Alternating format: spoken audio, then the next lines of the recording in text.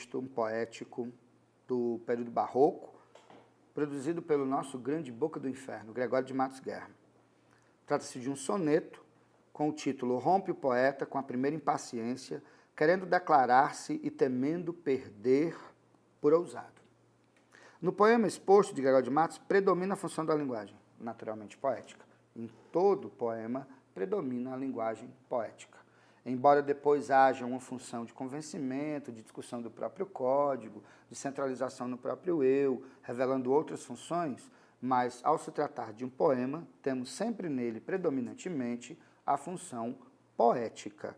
Portanto, a resposta correta é a letra C. Chama a elaboração para a elaboração estética do próprio texto, onde há uma métrica, onde há uma rima, onde há uma estrofação definida, já que se trata de um soneto, e toda uma escolha vocabular a serviço do texto em si, a serviço da produção da mensagem como algo estético, como algo belo, o que é inerente na linguagem literária, o que é inerente na linguagem da poesia. Nós temos aqui 3 imagens. A imagem original da Mona Lisa, de Leonardo da Vinci, de 1519, e 2 outras imagens que podem ser consideradas, de certa forma, paródias do primeiro texto. A Mona Lisa, de Botero, de 77, e a Mona Cat, de 2004, do artista brasileiro Romero Brito. Relacionando o texto 1 como texto-fonte e os textos 2 e 3, infere-se que há uma relação em que os textos 2 e 3 apresentam fragmentos do discurso do texto 1, estabelecendo uma polifonia discursiva, ou seja, há um diálogo, há uma manifestação de intertextualidade, que é aquela que ocorre quando um texto, seja ele verbal ou visual, de alguma maneira estabelece vasos comunicantes com o texto original chamado de texto-fonte.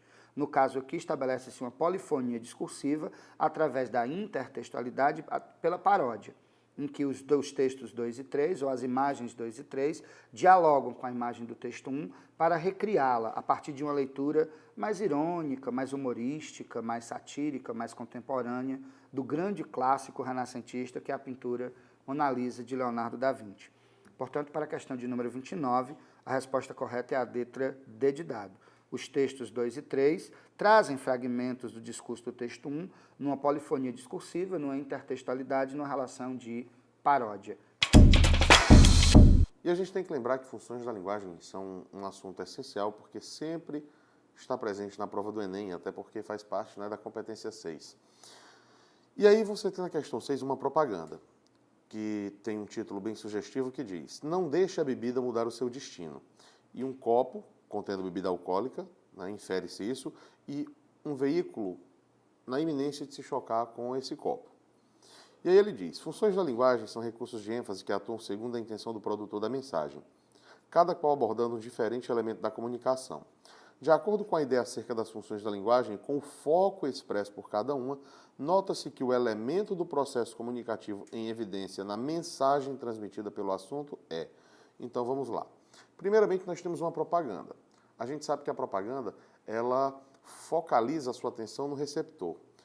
E aí, quando eu tenho uma propaganda, há uma grande chance de haver a função chamada de apelativa ou conativa. E a gente constata essa presença quando ele diz: não deixe a bebida mudar o seu destino. Ele está se referindo diretamente ao leitor, ao receptor da mensagem. Ou seja, ele está focalizando no público-alvo, o que confere aí, né, o que mostra como o gabarito correto o item D, afirmando que essa mensagem está focalizando sua atenção no receptor da mensagem, haja visto o fato de tentar atingir um público-alvo. Nós temos 2 poemas aí, um de Carlos Drummond de Andrade, chamado Procura da Poesia, e um poema famosíssimo também aí do nosso amigo português Fernando Pessoa, chamado Autopsicografia. E aí a questão, ela fala de uma análise de uma relação entre os 2 textos e pede que você entenda qual é o recurso utilizado nos 2 textos, né, que torna esses 2 textos dotados de um aspecto comum. E aí você vai olhando os itens e você percebe que eles falam exatamente de quê? Das funções da linguagem. Nós temos aí referencialidade, a transmissão, né, de um sentimento subjetivo, referencialidade, metatextualidade e o apelo típico da função conativa. Mas quando eu pego os 2 poemas e vou fazer uma análise, eu vou perceber que tanto Drummond quanto Fernando Pessoa abordam o processo de construção da poesia, da inspiração. Então eu tenho aí o quê? Uma preocupação da linguagem em discutir a própria linguagem. Traduzindo isso aí dentro do linguajar, das funções da linguagem, eu tenho aí um foco, não é? Uma atenção em cima do código. Então, quando isso acontece, eu tenho uma função metalinguagem prevalecendo, que no caso aqui da questão está no item D, quando ele fala de metatextualidade. O que é um metatexto? É o texto dotado de metalinguagem. Quando ele diz aí no item D, olha aí, a metatextualidade, demarcada por uma discussão acerca da própria linguagem por meio da estrutura poética, consolidando aí o item D de dado como nosso gabarito. Traz a letra da canção Dar-te-ei, do compositor brasileiro contemporâneo Marcelo Genesi. A letra diz: não te darei flores, não te darei porque elas murcham, porque elas morrem, não te darei presentes, pois envelhecem e se desbotam, não te darei bombons, porque eles acabam, dar-te-ei finalmente os beijos meus, deixarei que esses lábios sejam meus, sejam teus, eles embalam, esses secam, mas esses ficam. Nesse texto, a função de linguagem predominante é a função conativa, porque você nota claramente a presença do pronome em segunda pessoa, ti, tu, para ti, indicando que todo o teor da mensagem se volta para um receptor, se volta para um interlocutor. Não darei a ti, dar-te-ei, não te darei, darei a você. Portanto, todo o teor comunicativo da mensagem se volta para o receptor, numa intenção persuasiva, numa intenção de convencimento, de onde se conclui a presença da função conativa ou apelativa da linguagem, pois o texto está centrado na figura do interlocutor, como se afirma na letra D de dado. Outro assunto quentíssimo que você tem que estar dominando para fazer bem uma prova, não é? A sua prova do Exame Nacional do Ensino Médio, que é o assunto funções da linguagem em processo comunicativo. Ele coloca para você uma propaganda que tem um bombom aí, um chocolate, com os dizeres: está com raiva do namorado? Morde aqui. E ele pergunta sobre as funções da linguagem, em quem essa função da linguagem está centrando, focando a sua atenção. A gente sabe que cada uma das funções foca a sua atenção em um elemento do processo comunicativo. Nesse caso aqui, primeiramente, por ser uma propaganda, nós sabemos que a função apelativa é predominante, né? O uso aqui do verbo no imperativo e da segunda pessoa, se dirigindo ao leitor.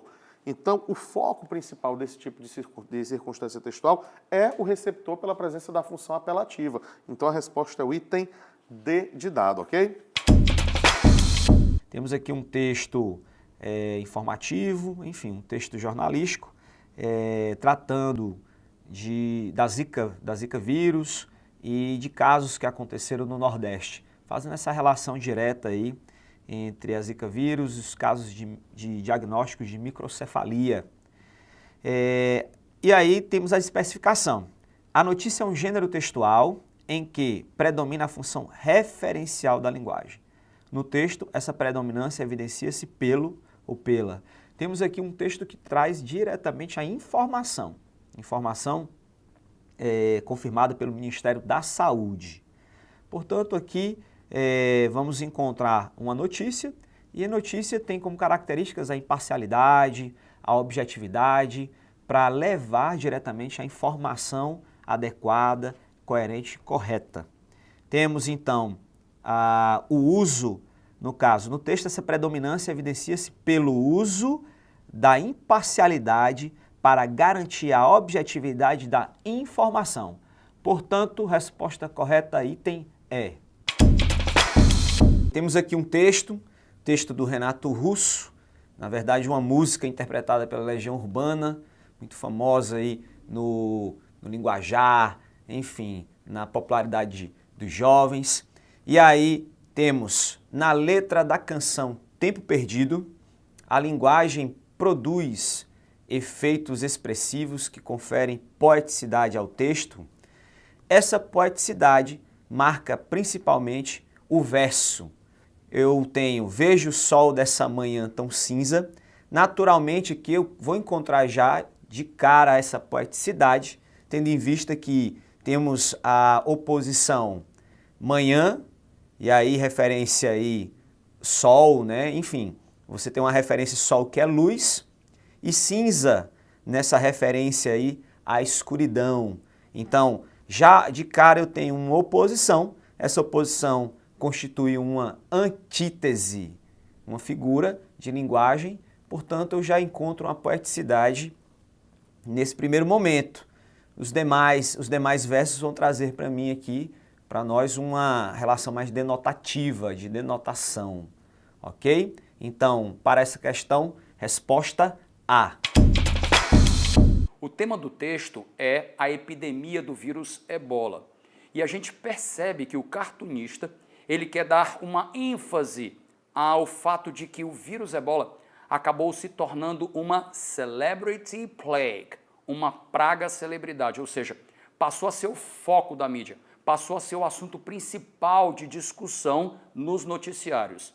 Então nós temos no cartoon o vírus Ebola dizendo: "It is not easy being Ebola. You know, being the panic du jour." E aí nós temos que analisar essa expressão, que é oriunda do francês, mas que foi utilizada dentro de um contexto de língua inglesa. Essa expressão du jour, que vem do francês, significa do dia ou da hora. E é utilizado, em geral, quando você quer fazer referência a um evento de grande popularidade que tende a desaparecer rapidamente, que foi justamente o que aconteceu com o vírus Ebola. A gente tem expressões derivadas, por exemplo, dish du jour, que seria o prato do dia, o offer du jour, que seria a oferta do dia. Então, dentro desse contexto, a gente percebe que a resposta correta seria a letra B de bola, onde nós temos a expressão du jour, fazendo referência a essa atenção exagerada que o vírus recebe, em detrimento de outras doenças que provocam até mais mortes, como é o caso no terceiro quadrinho, elas são citadas: a tuberculose e a malária, que matam por ano muito mais do que o vírus Ebola matou desde que foi identificado originalmente, em 1976. Temos uma tirinha de Calvin, que segundo o dicionário Oxford Online, ele designa esse termo loopholes como ambiguidade, ou a inadequação da lei, ou em um conjunto de regras. Então, desta forma, na língua portuguesa, poderíamos livremente traduzir essa palavra como escapatória, um furo, uma brecha. Calvin se utiliza deste vocábulo para tentar enaltecer ou até mesmo justificar por ele não ter respondido à questão sugerida em uma prova, ou até mesmo se livrar de uma possível punição. Então, assim, justificando a alternativa de letra B como a alternativa correta. O eu lírico, ele afirma que as duas palavras que compõem o título do seu livro, elas, entre aspas, morreram. Morreram a partir do momento que o próprio autor descobre o amor. Sendo assim, não havia mais a opção da dúvida, da incerteza, ou a alternativa de amar uma outra pessoa, ou duas pessoas ao mesmo tempo, justificando assim a alternativa E como a letra correta. De acordo com a letra da canção, nós vamos ter o seguinte: It is the only thing that makes us feel alive. Tradução: é a única coisa que nos faz sentir vivos. Aqui na letra A diz: o autor se sente sozinho enquanto aguarda seu amor chegar a casa ou em casa. É falso, o texto não fala sobre isso. Na letra B, descreve o amor como um sentimento livre de pontos negativos. Também o texto não faz nenhuma referência a isso. Na letra C, diz que o amor o machucou e por isso não amará novamente. Não faz nenhuma ideia relação a essa ideia. Na letra D, guarda fotos dos seus relacionamentos passados como lembrança. Não, ele diz que o amor deve ser guardado como uma foto, é assim que ele diz no texto. E na letra E, afirma que o amor é a única coisa que faz com que as pessoas se sintam vivas. Olá, caros estudantes. Vamos agora comentar uma questão do simulado de espanhol que trata sobre um tema atualíssimo, escrito pelo literato Mário Vargas Llosa. Ele vai tratar sobre a civilização atual, chamando de civilização do espetáculo. E ele vai explicar isso. Nós temos aqui no texto o seguinte: ¿Qué quiero decir con civilización del espectáculo? Essa é a pergunta que ele faz e a resposta está logo em seguida. La de un mundo en el que el primer lugar en la tabla de valores vigente lo ocupa el entretenimiento. Então ele está dizendo aqui que, em primeiro lugar no mundo, na tábua de valores vigentes, né, atualmente, está o entretenimento. Então, indo lá para a questão, nós temos o escritor Mário Vargas Llosa, no trecho anterior, apresenta a ideia de que o jornalismo atual se alimenta de boatos e do escândalo. Não, isso aí ele vai colocar no texto, no finalzinho, quando ele diz o seguinte: a proliferação do jornalismo irresponsável, o que se alimenta da brincadeira e do escândalo. Então, aqui ele está se referindo ao jornalismo irresponsável. Ele não está dizendo que o jornalismo atual se alimenta apenas de boatos e do escândalo. A opção correta vai estar justamente na letra C, quando nós temos a frase: o entretenimento ocupa o primeiro lugar na escala de valores do mundo, que é o que nós encontramos justamente na segunda linha do texto. O mundo em que o primeiro lugar na tábua de valores vigente é ocupado pelo entretenimento. Nessa questão nós vamos precisar das informações contidas aqui no texto. E o texto ele fala: La Casa de las Palabras. A la Casa de las Palabras soñó Elena Villagra. Acudían los poetas. Las palabras guardadas en viejos frascos de cristal esperaban a los poetas y se los ofrecían, locas de ganas de ser elegidas.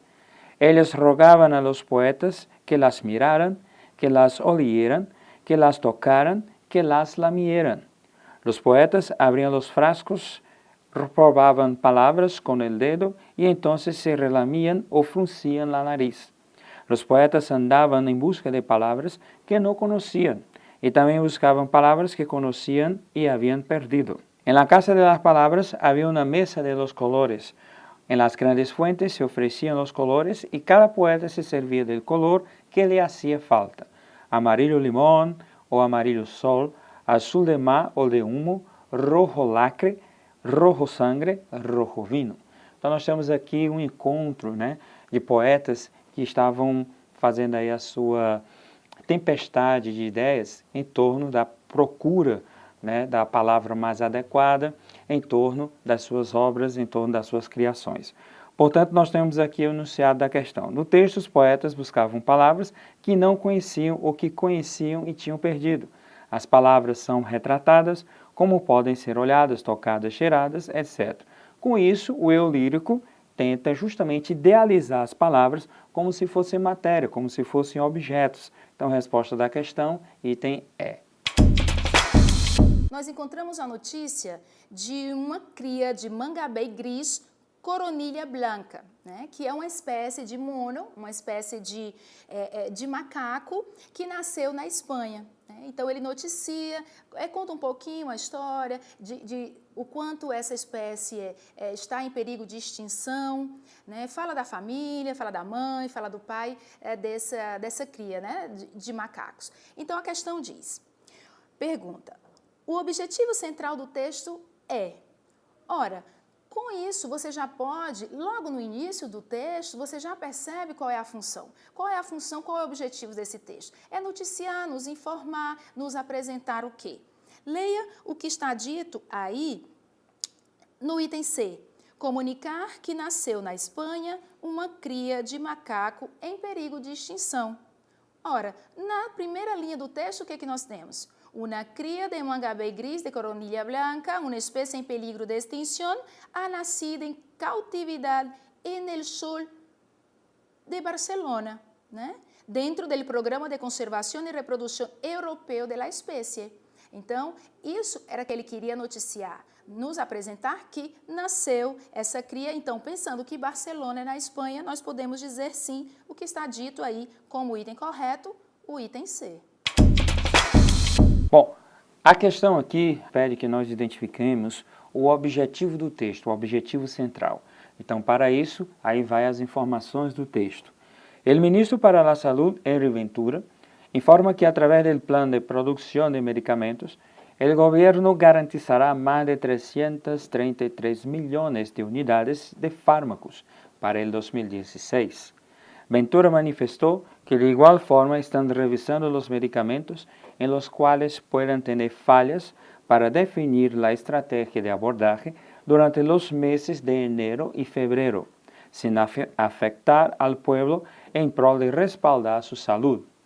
Em dicha reunião, em la que participam representantes da Câmara Nacional de Droguerias, também se está evaluando o tema de los medicamentos, tanto de marcas como genéricos, e sua distribuição para evitar as ventas irregulares.